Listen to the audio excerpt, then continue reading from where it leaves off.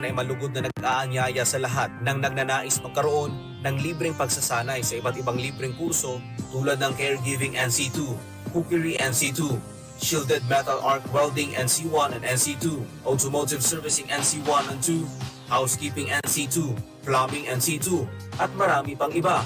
Sa ilalim ng Training for Work Scholarship Program, Special Training for Employment Program, Tulong Trabaho Scholarship Program, Private Education Student Financial Assistance, Universal Access to Quality Tertiary Education Act, Rice Extension Services Program, at Coconut Farming Scholarship Program. Mangyari lamang po na kayo'y makipag-ugnayan sa mga TESDA Registered School sa Pangasinan o sa Provincial Office, Capital Compound, Lingayen, Pangasinan o tumawag sa 0932-515-2717. Sa TESDA, pagsama-sama, kayang-kaya.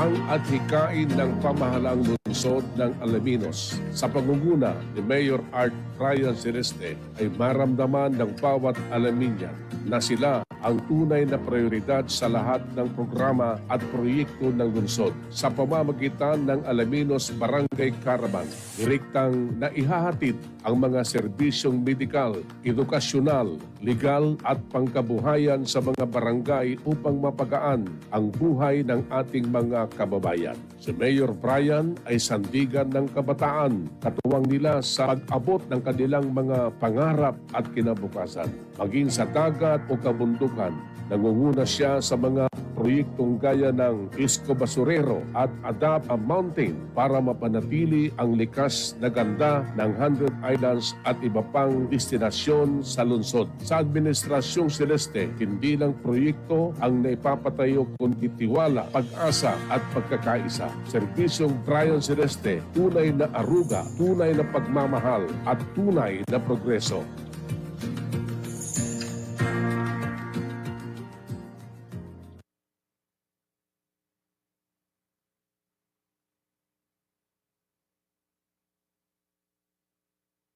Gusto ko pong batiin ang DZRD 981 SMNI sa inyong celebration ng 20th founding anniversary.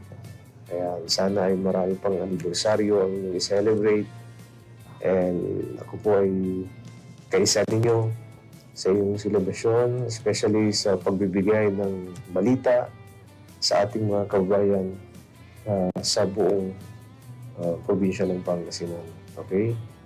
I guess naririnig din ang SMNI sa ibang lugar, ibang probinsya, sa buong mundo. So anyway, pagpatuloy niyo lamang po yan dahil alam ko po marami po ang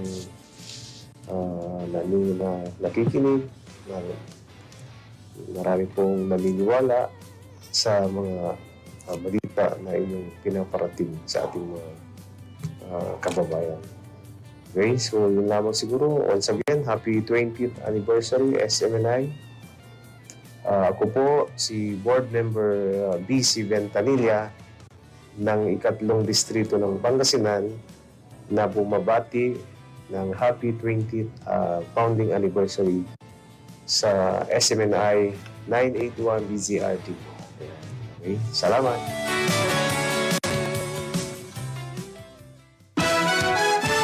Higit na pinalakas, higit na pinalawak, at higit na pinakikinggan. Sunshine Radio, kapartner mo sa balita at serbisyo. DZRD Dagupa, alternatibong radyo sa buong Pangasinan. Iba sa iba, sa iba, sa iba. Nagbabalik ang mga kapartner ng bayan.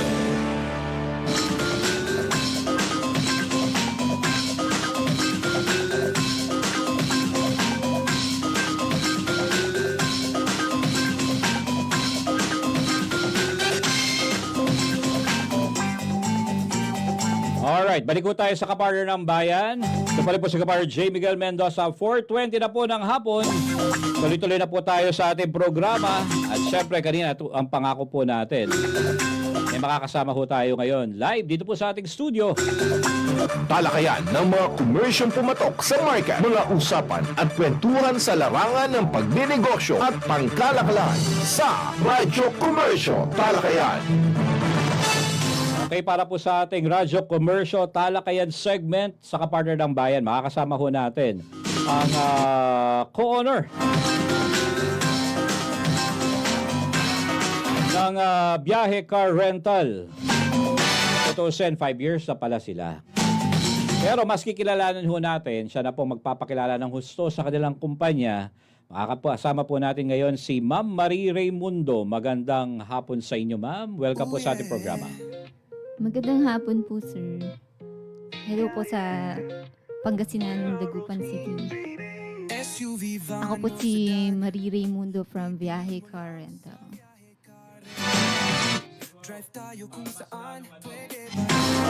Maya na lang siguro yung bed natin.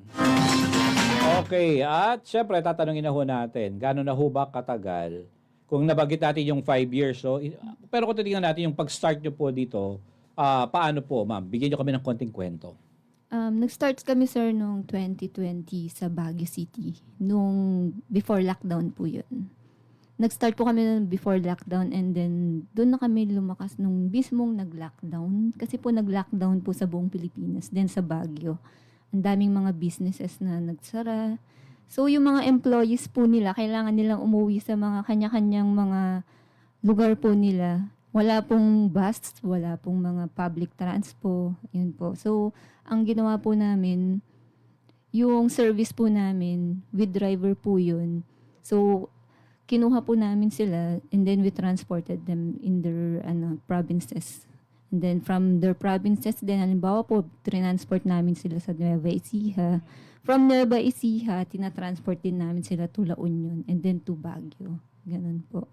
Okay, parang naging blessing in disguise ba sa inyo yung Yes po, Yung yung pandemic. COVID, yung COVID-19. yung COVID-19? Yes Parang po. nagbukas ng opportunity. Pero yung pagsisimula nyo noon, ma'am, parang na-engage na ba kayo? Meron na kayong rental noon? Parang gano'n, nagsimula ba kayo sa iilang sasakyan? Ano ba yung ano niyan?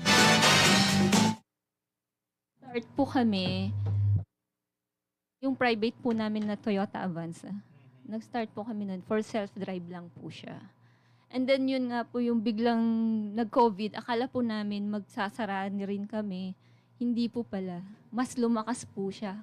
Kasi kailangan po talaga ng transportation nung time na yun. So yun po, greenab na po namin yung opportunity na iparent na po namin yung car namin. Meron po kaming bagong van noon na labas. Kala po namin hindi siya magagamit kasi 2020 model po siya. Yun po, nagamit naman po pala. Yun po pala talaga yung purpose niya that time.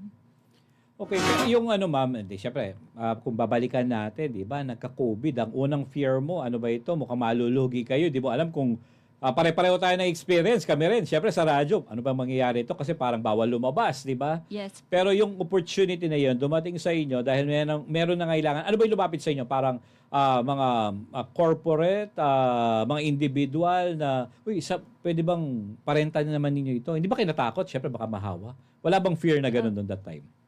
Fear pa rin po namin yun, sir. So, ang ginawa na lang po talaga namin, sinunod po namin kung ano po yung sinabi ng local government na kailangan magpa-test, nagpapa-test po yung mga drivers, pati po yung mga passengers. Ang mga lumapit po talaga mostly sa amin, yung mga empleyado po, ng mga nagsara ng mga companies. Kaya po, bultuhan po, sa isang van, lahat po sila, itatransport po namin. Kaya maramihan po talaga sila nung time na yun. And then, may sakit nga po nung time na yun. Kailangan po talaga, meron silang mga test na hindi sila positive ng Yung COVID-19 test kit, di ba? Yes po. Okay, buti na lang. Hindi ko titingnan natin kasi maraming ano yan eh. Bago ka makapunta dun sa area ng destination mo, may dinadaanan ka pang mga checkpoint. Tama Yes, ba? sir. Opo. Naranasan meron nyo po. rin yung may mga ganon? Yes po. Meron po din po yung time na hindi na po sila pinapadaan. Doon na po namin sila ibababa. Tapos sinusundo na lang po sila ng mga ng mga relatives nila. Doon po sa mismong checkpoint na po na yun. Okay, kung babalikan natin yan, total, na ma'am, natapos na at kwento. Nung nangyari yon, paano ito nakadagdag sa income ninyo? I mean, magkano ang kinikita na ninyo that time? Kung parang average na, magmula nung nagkaroon ng pandemic na yon? Nung time po kasi actually nung nag-start kasi kami ng car rental, hindi man po umaabot lang ng 50. Kasi syempre meron pa kaming mga maintenance. Pero nung nag-COVID na yun, dire-diretso na po halos araw-araw. Meron pa po yung time na hindi na po nagpapahinga yung sasakyan. Pagdating, kailangan niya na po siyang umalis. Meron po yung time na umabot kami ng 100 sa isang buwan. Until yung pataas na po siya ng pataas, kailangan na po namin ng additional car. Kaya yung private din po namin na isa yung Nissan Terra, sinama na rin po namin hanggang sa tumaas na po yung kita po namin that time. Dire-diretso na rin po siya. Okay, pero yung pagpasok niyo ma'am dito sa car rental or dito sa yung maitayo niyo po itong biyahe car rental, parang may experience na ba kayo sa ibang business or ito parang yung unang venture ninyo, parang ano lang ito, para aksidenteng naging negosyo na ninyo dahil sa pangyayari? Hindi po sir, kasi nag-start po kami before po kami nagbiyahe car rental, work from home po ako. VA po ako noon. And then yung husband ko po, siya, nagtatrabaho, may business po siya, distributor po siya ng Pet One sa Baguio City. That time. And then yung biyahe car rental, extra na lang po namin yun kasi po yung Avanza po namin, nasa bahay lang po, inisip po namin, iparenta na lang namin. Correct. Other source of income that time, di ba? Yes po, parang lang po siya, other source of income lang po siya, extra lang po. Okay. Kailan ba ma'am nagkaroon na kayo ng desisyon na, para yatang may potential ito, ipagpatuloy na natin? Paano ba kayo nag-arrive doon sa desisyon na yon na hindi na lang ito parang extra income na lang pero talagang tututukan na ninyo? Ano na yung nagtulak sa inyo ma'am? Yung lumakas na po sa Baguio City. Yung time po na pumunta na po kami ng Rosales, nung 2021 na po. Naisip na po namin, hindi na namin ma-accommodate yung sa Baguio. Kaya bumaba na po kami ng Rosales para po, dito naman po kami sa Pangasinan magka-car rental. Additional branch na po siya. So, Ganon. kung babalikan natin ma'am, kumusta ang unang pagbubukas nyo dito sa Pangasinan? Pumatak din po ba agad or ano po nangyari? Actually po sa una, hindi naman po. Magpapalakas pa lang po kami. Kaya medyo mababa pa po yung rates po namin noon. And then nung medyo tumagal na po yun, lumakas na po siya. Hanggang napunta po kami, actually hindi lang po sa Rosales. Buong Pangasinan po, Dagupan, yun, nagdi-deliver na po kami noon. Hanggang sa napunta po kami ng Tarlac.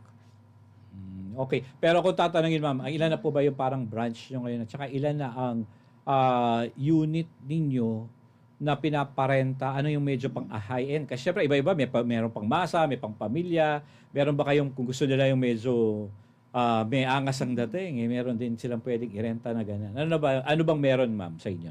Meron po kami mga economy sedan, yun po yung mga 2018 models and to 2020. Na 5-seaters. Meron din po kaming mga crossover. And then, yung MPV na Avanza, yung mga Avanza po namin. And then, may mga van na rin po kami. Kung high-end po, meron po kaming mga new models, yung mga bagong labas ng mga sasakyan. Like, example po, yung Livina 2023, meron po kaming Vios na 2025. And then ngayon po, meron din po kaming 2026 model, kalalabas lang din po sa kasa. Yun po yung mga high-end po namin, yung mga new model po. Okay. Ma'am, yung ang total unit nyo, ilan na po niyan? Pinaparenta ninyo? Ang pinaparenta po mula namin, Baguio hanggang dito? lahat po, 18 units po as of now po. Okay. Yung bang pinapakita ba sa monitor na yan na po ba lahat? Hindi sir Hindi pa lahat yan yan. lang po talaga yung Parang part lang na category lang po. category. Pag clinic mo po kasi siya, example po sa sedan, hindi lang po siya isa. Okay. 7 po. 7 po. Ang alam ko po 7 yung sedan. Na ninyo? Yes po. So parang yan lang, lalabas na yan, pwede na silang pumili. So may online din dahil medyo nakatulong din ba sa business nyo yung online? Actually po, mostly online po kami, sir. Siguro po yung trabaho ko po kasi bilang virtual assistant, siguro na ko po dyan. Nakatulong? Ako po kasi gumawa ng website na yan. Ikaw na rin ang sumasagot sa mga inquiries? Meron po kaming taga-sagot ng main inquiries. Meron din po kaming mga taga-deliver ng mga sasakyan. Iba-iba po kami ng mga trabaho, job. And then yung husband ko naman po, ano siya, maintenance naman po siya. Mhm. Pero etong website po, ako po ang gumawa niyan. Okay. So at least kung gusto pala nilang bisitahin, pwede na nilang makita kung ano ang ino-offer ninyo, no? Yes, sir. Through online po sa website po namin and then Facebook. Ma'am, kung tatanungin, kung gusto kong mag-rent, magkano ba yung parang, sabi nating pang, pang masa or yung, ang tawag yun, parang economy? Yes po, economy. Economy. Then yung medyo, kung gusto naman nilang high-end, hanggang magkano yan? Yung kung halimbawa po yung 5-seaters lang, yung katulad po ng sedan, yan po. Pag 5-seaters, pag Baguio City, driving lang po yun po, pinakamura namin, 1.8 po siya sa first day. Pero pag yung new model po, like yung 2025 model na Vios po namin, ano po siya, 2.3 po siya. Sa Baguio City, driving lang po yun. Okay. Ma'am, yung ninyo, syempre, pag ang rental ba ninyo, may driver, without driver, ano ba sistema meron kayo? Mostly, sir, self-drive po kami. Self-drive. Opo, Okay. sa inyo po yung drive. Sa mga renters po, sila po ang magda-drive. Okay. Yan po yung sabihin na natin. Pero sa mga rental na ganyan, ano ba yung madalas parang challenges ninyo, ma'am? Meron din pa kayong na-encounter na itong mga nag-rent, may problema, hindi marunong mag-handle ng sasakyan. At paano nyo po hinahandle ito? Marami na po kami na-encounter na ganyan. Mhm. Meron po kaming sasakyan na total wreck po sa T-Plex. Ganun? Opo, binenta po namin yung sasakyan kasi talagang na total wreck po siya, hindi na po siya umaandar. Okay, pero pag ganun, ma'am, ang nangyari, ano bang magiging obligation nung nagrenta? I mean, kung kailangan bayaran or insurance ito, paano ba pag ganyan, ma'am? Hindi po sila kumuha nung damage. Meron po kaming damage waiver. Hindi po siya totally comprehensive insurance. In case po kasi na may damages, like major damages po na ganyan, pag yung sedan po, ang maximum po niya, participation fee, meron pong 30,000 na maximum participation fee. Pag hindi po siya kumuha ng CDW, yung damage waiver, yung total estimated amount po, babayaran niya po in full. Para meron na kayo nakaset din kasi di na talaga maiwasan yung gano'n na magkaroon ng aksidente. No? Yes po. Kaya yung pag-handle din ng ganyang problema, siguro pag first time mo ma-encounter, pero hanggang maka-establish na kayo ng pamamaraan kung paano na lang ito masolve. Yes po. Okay. Ma'am, ito yung medyo minsan tinatanong nila, no? Kung pag-renta sila sa inyo, paano ba yung gagawin nila? Di ba, meron nakikinig sa atin or nanonood ngayon, gusto nilang magrenta. Paano po yung gagawin nila? Mag-chat po sila sa Facebook namin, sa Instagram, sa WhatsApp po, online po, sa website, or mag-email po sila sa inquiries nila. And then bibigay po namin yung rates po. Then if okay po sa kanila yung rates, saka po sila mag-submit ng requirements po nila. And then we will ask for a minimum of 1,000 lang po for the down payment to reserve the unit. Paano, ma'am, yung kailangan, meron ba silang kailangan na personal info na ibibigay sa inyo na mag-rent or okay na yung mag-down sila or yung tawag daw, Reservation fee po. Reservation fee. Kailangan po namin, sir, yung IDs po nila, like yung license po nila. Kasi chine-check namin yung category kasi minsan yung iba gusto nila mag-rent po ng van, hindi naman po sila pwede mag-drive ng van. Ganun Okay. po. May ganun palang sitwasyon sa Opo, kailangan Baka po mamaya ma-check. pang motor lang yung lisensya niya. Opo, meron pong ganun. Pang motor lang pero magda-drive siya ng van, hindi po namin sila inaalaw. Okay. So yun pala, doon sa magre-rent, dapat kailangan nyo maintindihan kasi part yun ng safety rin, di ba? Yes po. Safety ninyo, safety rin ng company na magpaparent sa inyo dahil Opo. hindi Pag nyo nahuli po sila ng LTO. yan ang problema. Opo. Makukuhanan kayo ng lisensya. Basta wag lang po nilang impound yung sasakyan. Pero may nangyaring ganun, ma'am. Meron pong na-impound na sasakyan. Pero way back po nung COVID pa po yun. Kasi medyo mahigpit talaga noon. Opo, pero po siya, na-bypass po yung sasakyan. Ganun. Hindi, yun yung sana itatanong ko, ma'am. Sa nagre-renta, hindi man yung nabanggit nyo ngayon, hindi po ito parang ngayon lang ba nangyari? Hindi. Common yan, doon sa mga interview na rin natin ng mga ka-rental na yung nagre-rent sa kanila, hindi mo naman makikilala yung profile talaga lahat niyan kung ano sila. Pero hindi mo alam kung gagamitin ba nila ito sa, baka biglang gamitin sa illegal. Pero nangyari na rin pala sa inyo yung ganun, ma'am. Yes po, nangyari na po talaga. Problema yon. Opo, 1 taon mahigit po siyang naka-impound sa police station. Pero yan po ay parang part na ng risk ng business, no? Yes po. Kailangan na lang po natin i-embrace yung risk na yan. Paano naman ang ginagawa nyo, ma'am, dahil sa nangyari na yan para mas lalong, medyo mas secure na hindi mangyari uli yun? Meron ba kayong parang dinagdag na para pamamaraan para ma-check man lang na itong magre-rent sa inyo, hindi gagamitin sa illegal? Actually, sir, habang nag-i-inquire po sila, ini-interrogate na rin po namin sila. Okay. Kasi, pero meron kayong ma'am, experience na talagang sa pagtatanong ninyo, mukhang hindi magandang balak nito. Meron po. Meron? Nasa attitude po nila kung paano po sila Kailangan pala medyo magaling ka rin sa pagkikilatis. Opo, kailangan po. Kasi kung hindi mo rin naman gagawin yun, ay yun na nga. Tulad yan, kung 1 year, di apektado na yung business mo. Kailangan mo rin sumunod kasi part ng legal process yan di ba? Yes po. Wala ka naman magagawa kundi mag-move on. Okay. Yung mga dokumento na sinasabi niyo, yung mga driver's license nila or any ID, ano ba yung valid ID na hinahanap niyo, ma'am? Yung sa ID naman po, passport nila, kung saan sila nag-work, yun po. Tinatanong din po namin yun. Kung ano pong mga trabaho nila. Ang tanong nila, ma'am, maaari ba ako magrenta kung hindi ako driver? Maaari po. Kasi yung iba po hindi marunong mag-drive. Meron po silang sariling driver. Pwede pa rin kung hindi kayo mag-drive. Basta may driver kayo kasi hindi naman gagana yung sasakyan kung walang magdadrive, di ba? Yan naman yan. So, pwede yun. Or, lahat ma'am talaga sa inyo self-drive. Wala kayong, kung talagang nag-request silang wala akong kilala pwede bang kayo na lang? Meron din po kami, sir. Mostly po kasi ang kinukuha rin naman namin mga with drivers talaga yung airport transport. Transport kasi po, halimbawa, ihatid po namin sila sa airport or susunduin sa airport. And then mag-self-drive na po sila.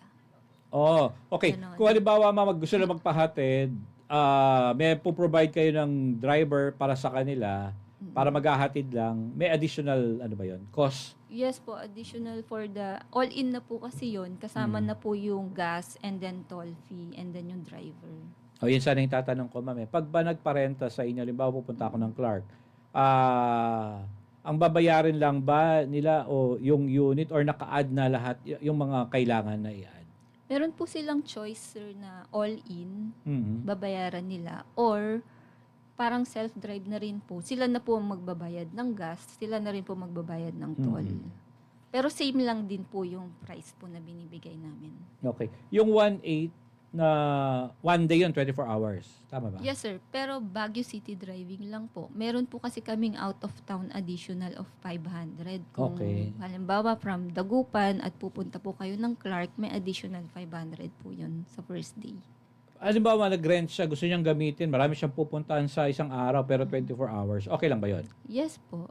Wag lang siyang pupunta ng Maynila bigla, parang ganyan. Hindi naman po namin inire-restrict yung location, sir. Ang nire-restrict po namin yung kilometers niya, maximum of 600 po.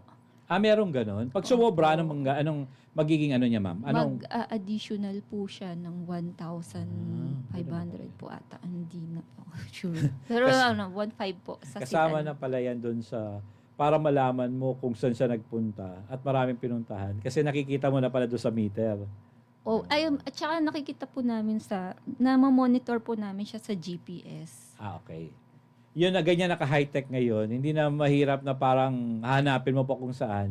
So, natatrack na rin pala sa GPS. Yes po. Aware naman sila siguro na may ganun talaga, di ba? Opo, alam naman po nila. Pang safety rin naman nila. Di ba? Pero, paano ba ma-assure na yung mga information na nakukuha ninyo, syempre, kapag may pinag-uusapan yung data privacy, like yung mga license, mga documents, o yan, yung mga GPS, kung saan sila pumunta, syempre, minsan, sinisikreto siguro nila kung saan sila pupunta.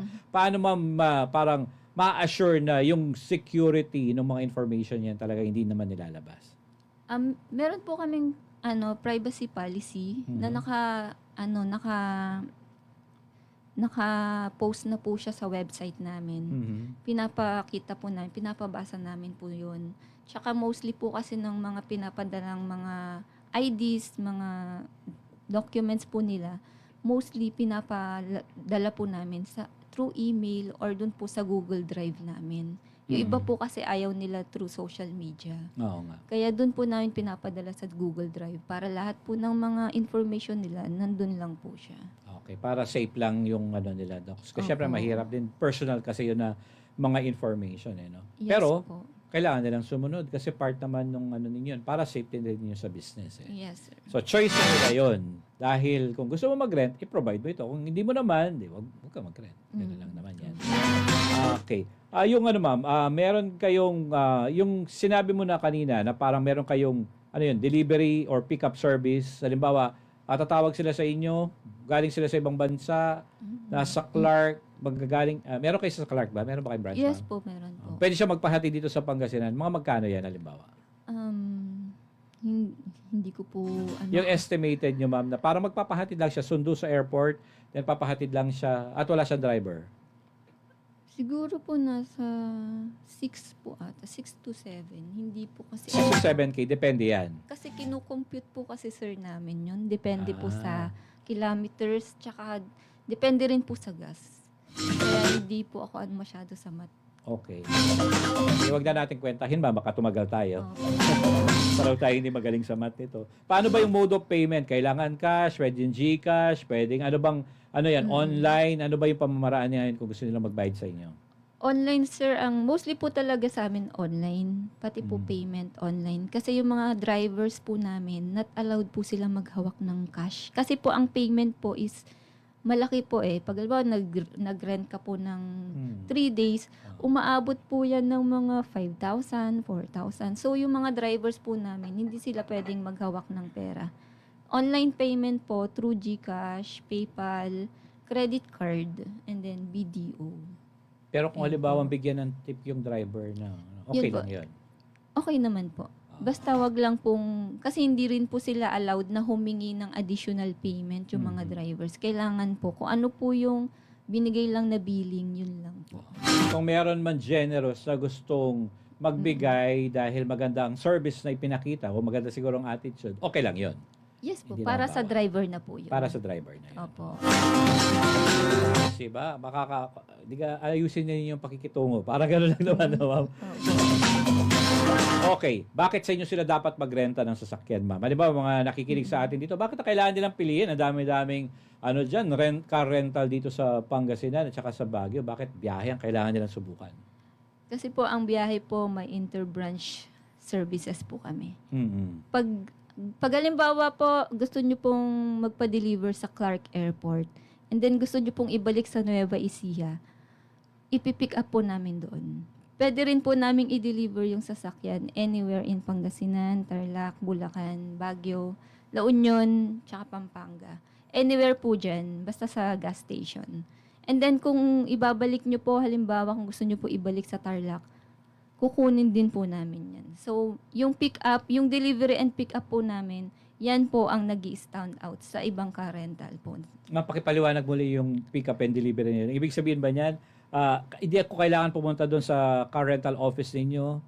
Meron lang lugar na pwedeng doon yung sasakyan pick up and deliver. Paano ba 'yon? Yes po, i-deliver po namin kung nasan po kayo. Halimbawa po, nandito okay. po kayo sa SM Dagupan, kung ano pong pinakamalapit na gas station po dito, i-deliver po namin yung sasakyan. Ngayon ko lang narinig yan. May ganyan na pala. Kasi madalas dati pag nagrenta kami, pupunta kami doon sa car rental. Doon na rin namin kukunin yung sasakyan. So ngayon pala ay meron na palang ganito ngayon na pwedeng i-deliver doon, iiwan na nung driver. Basta kompleto na yung mga requirements sila. Yes, sir. Opo. Okay, meron ba kayong pinopromo pag Pasko or may okasyon na halimbawa meron kayong promo or discount na ginagawa kahit sa isang taon or meron ba kayong mga ganun, ma'am? Ang promo po kasi namin, sir, year-round po itong promo namin. Pag long term po kasi, habang tumatagal ang renta, bumababa po ang presyo. Ganun po. And then, by next year po, meron din po kaming promo for the rainy day seasons po. Yun Okay. po yun. Oh, yun. At least kahit paano may maaabangan kayo. Pero yung package nyo, ma'am, halimbawa may events, gusto nilang kumuha ng 10 sasakyan sa inyo, yan, pwede sila makakuha ng discount, parang ganyan. Yes, sir. Pero nangyayari yan, ma'am. Halimbawa, gusto nila sa inyo na lang lahat kukuha. Opo, nangyari po. Ano po, meron po silang event din po, mga ganon, kasal. Yung lahat po ng sasakyan namin inirentahan nila for 10 days. Oh, Ganon talaga? Po, opo. Okay, meron ba kayong parang pang-bridal car din? Meron po pero hindi po masyado kasi ano sa amin ang bridal. Pero meron pong ginamit na po yung mga sasakyan tulad po ng mga events na ganun sa Sa bagay, kung may bridal car naman, pipili na yan doon sa, baka yung mga ano na. Pero pagdating doon sa mga service, doon sa mga bisita, magulang, mga ganyan, pwede sa inyo na yon. Opo, yung van po ang kinukuha po sa amin. Ang allowed nyo, ma'am, sa company ninyo na pwede siyang magrenta ng gaano katagal na pwede or may limit sa inyo, dapat agad 10 days lang.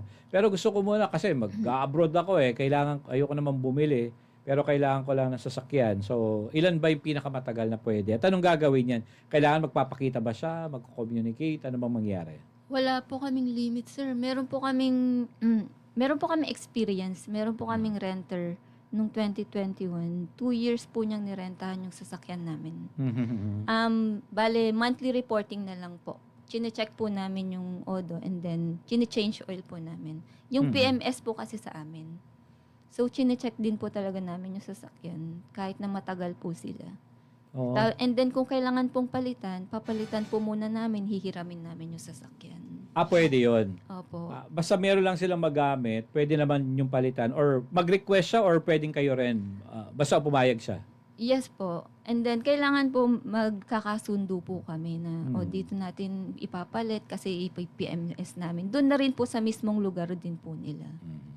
Okay. Ang tanong naman dito, gaano ba kaligtas ang mga paggamit nila ng sasakyan ninyo? Talagang well-maintained ba daw yan, ma'am?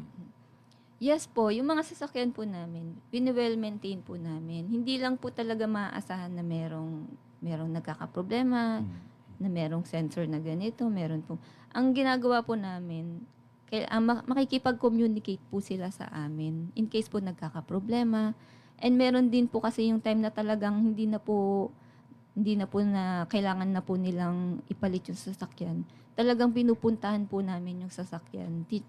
Pinapacheck po namin sa lahat ng drivers po namin. And then pag na-check na po at kailangan na pong kunin muna yung sasakyan, pinapalitan talaga po namin. Okay. At then, syempre, yan ang unang isa sa mga isipin din naman nagre-rent. Safe ba itong mga sasakyan? Condition ba ito? Lalo naman kung malayo pupuntahan, di ba? Yes po. Meron din po kaming road assistance, sir. Kung in case, halimbawa, na-flatan po sila, talagang tinutulungan namin or in case na-lowbat po yung battery. Yun po ang laging nangyayari nung nalolobat po yung battery. Yun, pinapapalitan po namin ng battery kung nasan po sila mismo. Kayo na ba nagko-communicate sa supplier nun, ma'am? Or pupunta Opo. kayo? Kami na po yung nagko-communicate and then yung supplier po, sila na po pupunta sa mismong Okay. sasakyan. Di maganda Hindi na pala. po kami pupunta.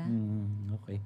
Part na ng service nyo yan, Yes po, wala na pong additional fees po dyan na kailangan po sila magbayad ng ganito. Hindi, talagang kasama na po sa service yun. Kaya pala kailangan nyo magbiyahe na lang. Okay, ito sabi ni Onya, hello, magandang hapon po sa lahat ng sub-DZRD. Good afternoon po, sabi ni Jojep. May branch daw po ba kayo sa Santiago Isabela? Yung wala po, medyo malayo po kami. Pero kung ang mostly po kasi pag ganun malalayo, long term po, kinukuha rin po namin. Joke yata ito si Ana dahil meron daw ba kayong sasakyan na merong libreng payong agad? Parang mga diskaya naman yata ito mga to. Kung 3 araw daw napupunta sa Bolinao, halimbawa taga Pangasinan siya at gagamitin yung sasakyan, mga aabot ng magkano yung ganyan? Ano po kayong sasakyan? Pag Diba van po, kotse lang pang kotse or kung van halimbawa?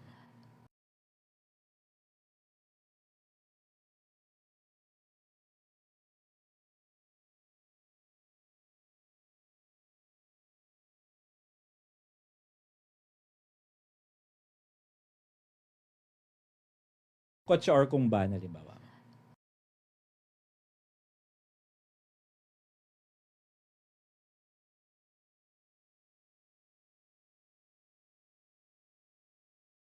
Magkano yan? ano po, yung economy po namin, yun po yung base rate po is 3,850 po yun.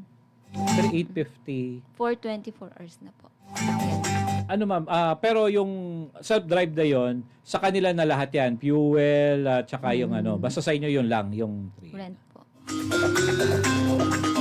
Mas mura pala sa inyo doon sa nirerentahan namin dati. Mas para kahit paano ma'am, may na-discover ako pag kailangan ng sasakyan, sa inyo na lang pala. Lalo na yung mga naghahanap ng ano, yung mga nagtatanong.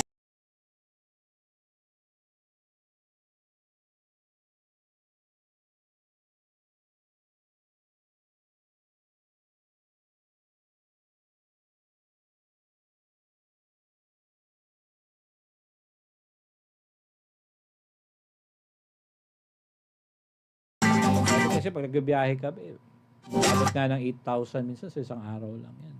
Ngayon pala, pwede pala yun. Okay. Sige, dagdag tanong pa.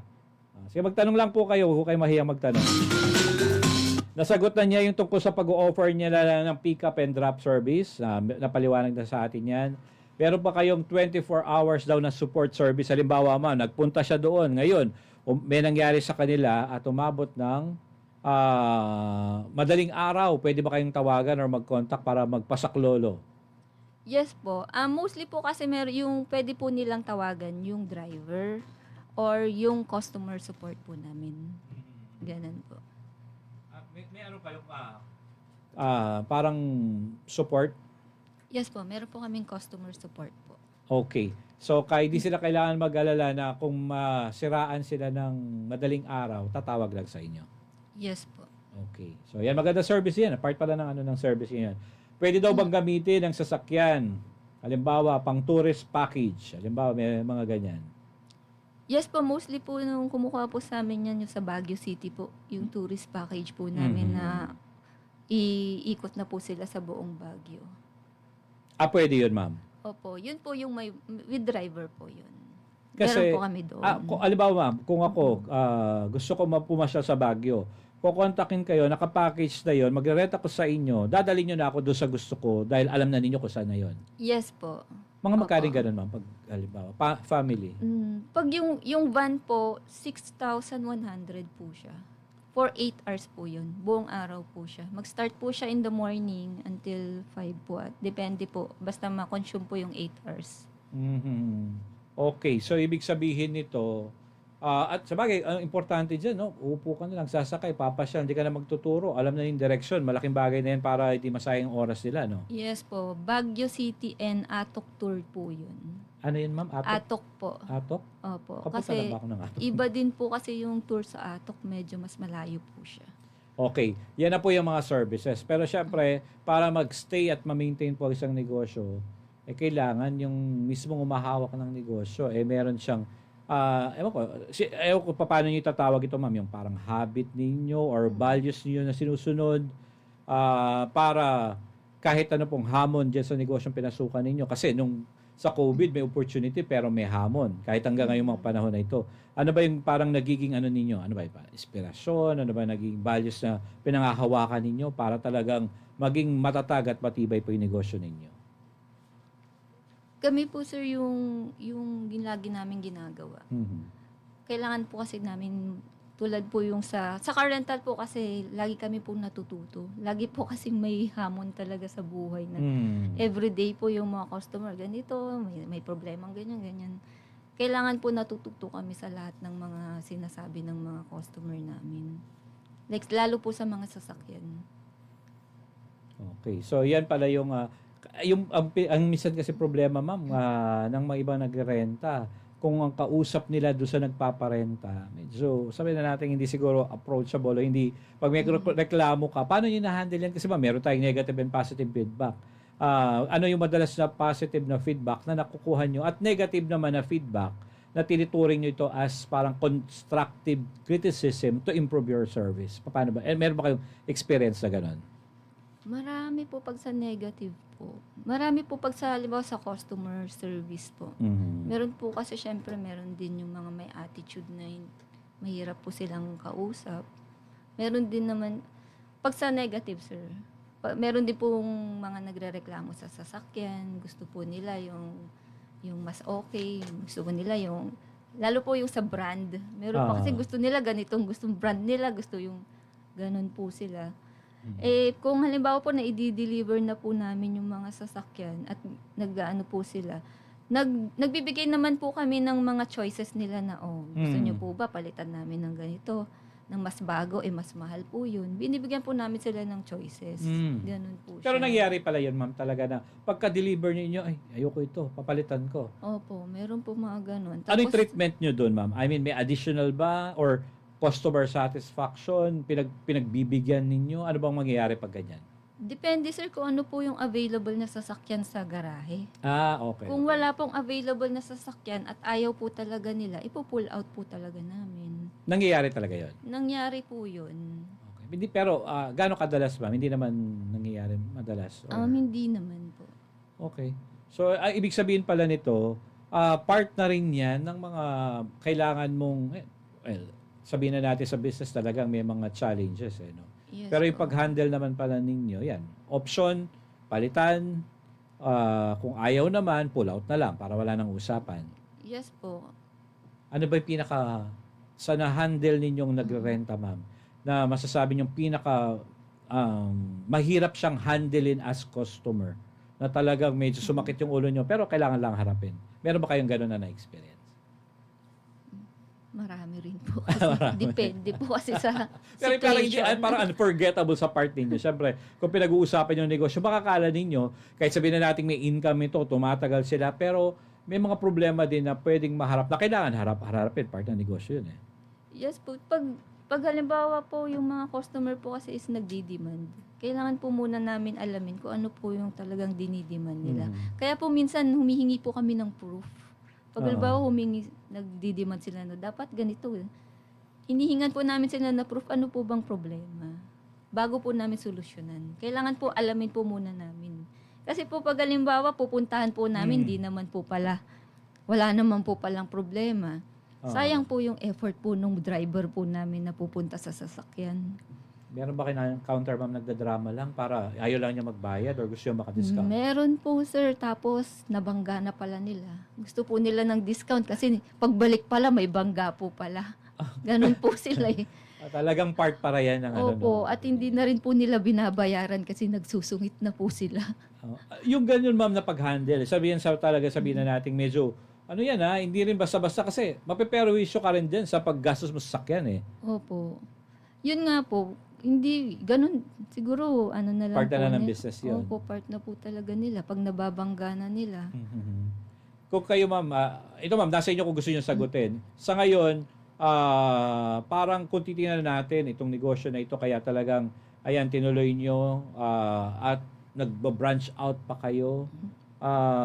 Ang possible ba or parang projected or estimated na pwedeng maging income natin dito, mga magkano, at saka sa isang unit halimbawa, pag nagparenta kayo para mabawi nyo yung magkaroon kayo ng ROH, syempre nagbabayad yan monthly, di ba ma'am? Pero minsan, ano ba mas maganda sa inyo, binabayaran nyo na ng cash yung mga sasakyan ninyo or binabayaran nyo rin yan monthly?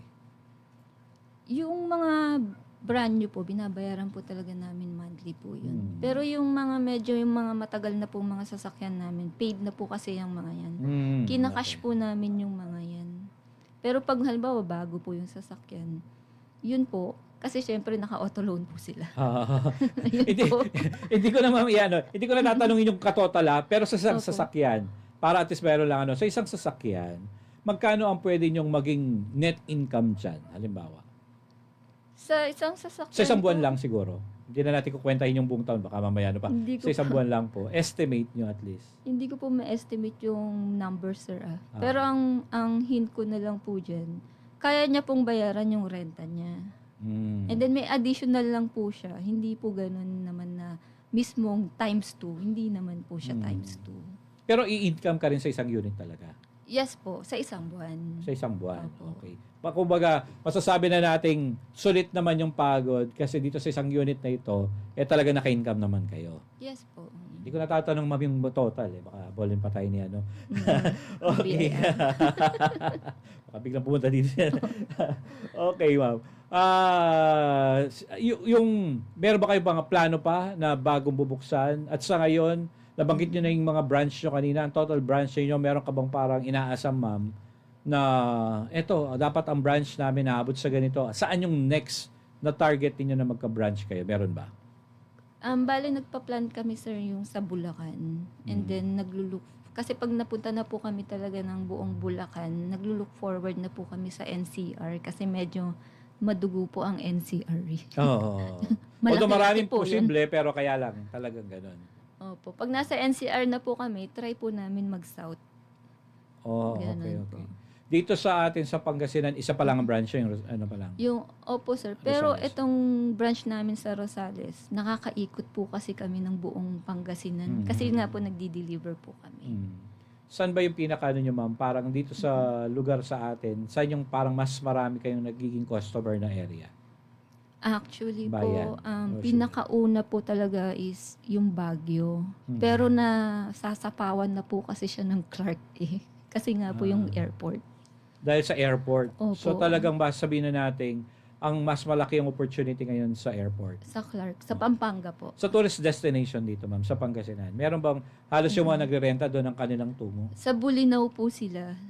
Halos lahat po yung mga nagbaban po, Bulinaw po talaga ang Ayun. pinupuntahan nila. Kasi naman, ang Bulinaw ngayon, kaya congratulations ulit kay Kong Mayor Boying Celeste dahil sila po ang destination of the year ngayon. So, ibig sabihin talaga yung tourist destination dyan. Maasahan nyo kasi kumpleto na eh. Pag nagpunta ka ng Bulinaw, meron ng giant clam, meron ng resort, merong waterfalls. Marami kayong pwedeng puntahan na lugar. May mga beach area pa. So, kaya siguro, tumataas yung kanilang mga bisita. So, magandang opportunity sa'yo. May package din ba kayo halimbawa sa ganyan, ma'am, or pareho lang? Wala po, sir. Pero kung halimbawa mag-tie up sila sa inyo na parang sa Baguio, o etong bayad, pero pasyal nyo na kami lahat sa Western. May mga ganun. Pwede rin yun. Pwede rin po. Pero sa ngayon, wala pa kayo existing package. Wala. Okay, so, bilis ng oras, 5:01 na. Mag-overtime na pala kami ng 1 minute. Siguro, ihingi na lang ako ng mensahe mo na sa biyahe. Siyempre, kung papaano ba yung kanilang gagawin, or ano ba, sa mga gustong pumasok sa negosyo, halimbawa sa rental, ano bang may papayo nyo sa kanila, Ma'am Marie? Ano bang dapat nilang tandaan? Kasi alam naman natin pagpasok ng negosyo. Minsan, madaling pumasok sa negosyo kung may pera ka. Ang pag-sustain ang challenge dyan. Yes, tama po. And then kung halimbawa nga po, kasi ang car rental talaga sobrang risky po yan. So kung i-embrace po nyo yung risk, dapat po, pinag-iisipan po kasi talaga muna. And then, kailangan po, maging hands-on po talaga sa mga sasakyan. Sobrang importante po sa amin yun. Okay, so yan po yung pinaka-tip. Actually, mahalaga yon. Dapat, bago mo pasukan isang negosyo, kilalanin nyo muna talaga. Unang-una yung kakayahan nyo rin. Kaya nyo ba? Kasi baka mamaya, sabi nga ng iba, pag pumasok ka sa negosyo, para ka na rin may anak. Kailangan mong alagaan. Yes. Opo. Kaya hanggang maging naman, kasi para masasabi mo, ma'am, talagang sustainable na yung business niyo pala, ilang years, o hanggang ngayon talagang ginagawa niyo pa yung lahat talaga para mas sabihin na natin, medyo safe na ito dahil naka-establish na talaga. Actually, nag-grow pa rin po kami. Parang everyday po talaga nag-grow kami. Established na po kami. Opo, kasi nandito na po ako eh. Oo nga. At dumadami naman na yung sasakyan niyo tsaka kliyente ninyo. Opo. So, established na kami and still growing po. So, I think siguro in 3 years, mas lalaki pa po. Ano gusto mo, magkaroon ka ng 100 branch or pwede rin? Siguro po 100 cars. 100 Sana. cars muna. Oo nga, di ba? Lalo Opo. na ngayong medyo dito sa papuntang north, marami na rin pong development na nangyayari. At syempre sa Clark. Clark ka ngayon, dahil rin ako Kapampangan, taga doon talaga ako. Kaya alam ko yung development na husto dyan sa Clark, Pampanga. yes. Halos hindi ko na makilala nung pumunta ako doon. Grabe na ang development. Ma'am, maraming salamat. Kung meron po kayong, paano nila kayo makukontak? Kung may hotline kayo, meron kayong, yung pangalan ng website ninyo or social media account ninyo, bibigyan ko na po kayo ng pagkakataon. Para imbitahan nila na subukan ang serbisyo po ng biyahe. Yes po, kontakin po nila kami sa mostly po through Facebook page, yung Biyahe Car Rental. And then you may visit our website at www.viajecarrental.com. Ayan po. Meron po kaming live chat po doon. So, you can chat us anytime and then may support po doon na mag-chat sa inyo.